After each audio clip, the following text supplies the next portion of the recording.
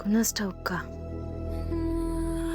असं वाटतंय आपली जुनी ओळख आहे है ना? असं वाटतंय आपण ओळखतो एकमेकांना. तुला मी माहिती आहे, मी माझ्या आतली मी तुला माहिती आहे. मी पण तुझ्यासारखीच आहे, पण आपण हे सगळं मुद्दाम नाही ना करत. माणूस जात लय स्वार्थी आहे, ती आपल्याला हे सगळं करायला भाग पाडते. आता तुझंच बघ ना, कुणाचं लक्ष होतं तुझ्याकडे इतकी वर्ष? असा या तळघरात पडला होतास सडत. तसं देवाकडे पण लक्ष नसतंच म्हणा माणसाचं. संकट आलं ना की माणूस देवाचा धावा करतो, पण आता देव पण संकटातून वाचवू नाही शकणार हे जेव्हा त्याला कळलं ना, तेव्हा तो तुझ्यासारख्या सैतानाचा धावा करायला पण कमी करत नाही.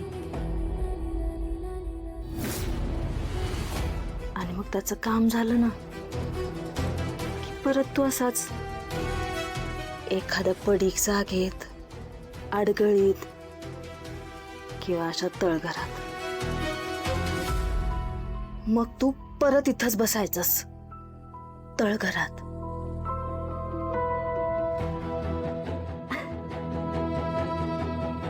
पण तू काहीच काळजी करू नकोस, मी आली आहे ना. मी तुझी आता खूप सेवा करणार आहे.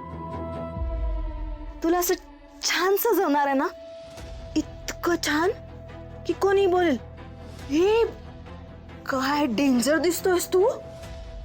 सेम टू सेम हैवान, शैतान माझ्यासारखा.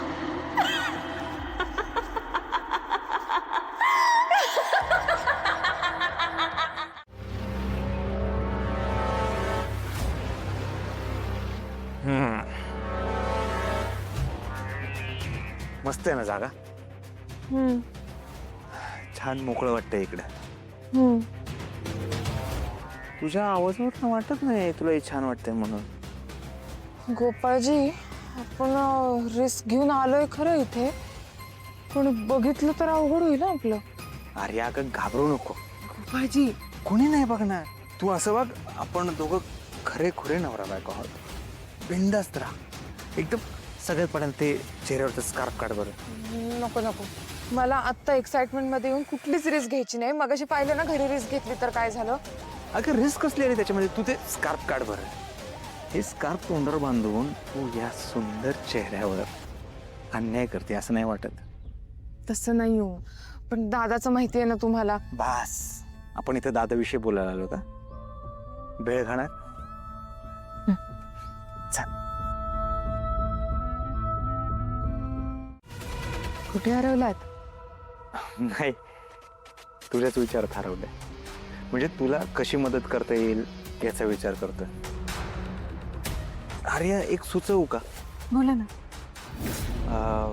बघा, म्हणजे व्यवहाराची गोष्ट आहे, आपण लगेच एखाद्यावरती विश्वास ठेवत नाही. पण तुझ्याकडे जे काही पैसे आहेत ते माझ्याकडे देऊन ठेव, आणि बँकेचे डिटेल्स सुद्धा. ते हप्त्याचं, कर्जाचं काय आहे ते मी बघून घेतो. काय तुझा विश्वास नाही का माझ्यावर? तसं नाही, पण त्याआधी तुम्हाला एक गोष्ट करावी लागेल.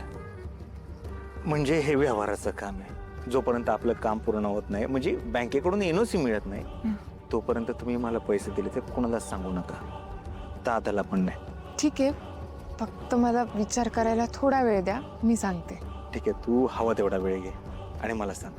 पण तुझं काम होणार, 200% होणार. Thank you so much Gopalji. हे जर खरंच सगळं सॉर्ट झालं ना, माझं खूप मोठं टेन्शन कमी होईल. थँक्यू गोपाळजी. आता आपण बाहेर आहोत म्हणून आता तुम्हाला खूप असं घट्ट मिठी मारावी वाटते. मिठी मारायची?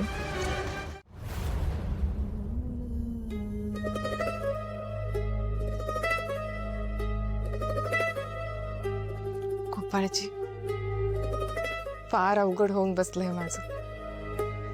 मला घरी अजिबात करमत नाही. दिवसभर तुमचे विचार चालू असतात. खरंच खूप जीव गुंतलाय तुमच्यात. आणि मला तुमच्यासोबत असं कायम राहायचंय. मलाही कायम तुझ्या सोबतच राहायचंय आणि त्यासाठी सगळं आटापिटा चाललाय. गोपाळजी, तुम्ही लालिताईंना त्यांच्या प्रियकराकडे कधी सोडणार आहे? सोडतो, लवकरच सोडतो, पण एक एक एक एक काम मार्गी लावत सोडतो. लालिताईंची पण केवढी तडफड होत असेल ना. तुम्ही करा ना त्यांना लवकरात लवकर मोकळं, म्हणजे आपल्यालाही आपला पुढचा विचार करता येईल. गोपाळजी, माझ्या आयुष्यात एवढ्या गोष्टी घडल्या. मी गावी आले, मला आयुष्यात कधी वाटलं नव्हतं की इथे आल्यावर मला माझ्या हक्काचा माणूस मिळेल. प्रेम, दिलासा, आपुलकी, आधार सगळे एकाच माणसात मिळालंय मला, आणि मला ते आयुष्यभर हवंय. लालिताई तुमच्यापासून वेगळ्या झाल्या ना, आपण आपल्या दोघांचं एक विश्व सुरू करू. गोपाळजी, मी नाही जगू शकणार तुमच्याशिवाय.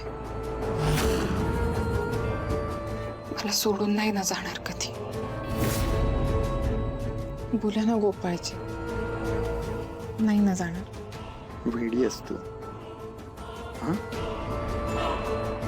कधीच तुला सोडून नाही जाणार.